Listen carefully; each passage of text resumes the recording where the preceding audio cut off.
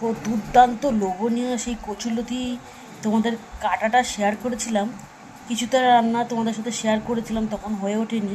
এখন দেখো ফাইনাল দেখাচ্ছি, একদম টমেটো দিয়েছি আর এক জল ছাড়া, শুধু সিম করে করে তোমার করেছি ভাজা ভাজা। এইভাবে কচুরলতি করলে বিশ্বাস করো বন্ধুরা, অন গড বলছি, মুখে লেগে থাকবে। কে কে এইভাবে করে খাও আমাকে কমেন্ট করে জানাবে। আর দেশি কচুরলতি কী স্বাদ! পারলে একটু লেবু চটকে এর উপরে খাবে। আমি একটু মানে যখন হয়ে পারিনি, মুখে দিয়ে দেখেছিলাম, একটু গলা ধরেনি। দেখো কতটা লোভনীয় লাগছে। আর চিংড়ি মাছ দিয়ে করি বা মাছের মাথা দিয়ে করি, যাই দিয়ে করি, অল টাইম ফেভারিট আমাদের। কেমন লাগে তোমাদের কমেন্ট করে জানাবে। আর হয়ে গেছে দেখো গরম গরম জিরেকাঠি চালের ভাত। ভাত তো রাখতেই হবে, বাঙালির ভাত প্রিয়, আর মাছে ভাতে বাঙালি, তাই না বন্ধুরা?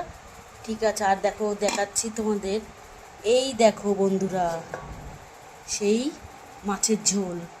তো ভিডিওটা কেমন লাগলো কমেন্ট করে জানাবে। এই মাছের ঝোলের ভিডিও তোমাদের স্পেশালভাবে বলেছি, কীভাবে করেছি সেই ভিডিও শেয়ার করেছি।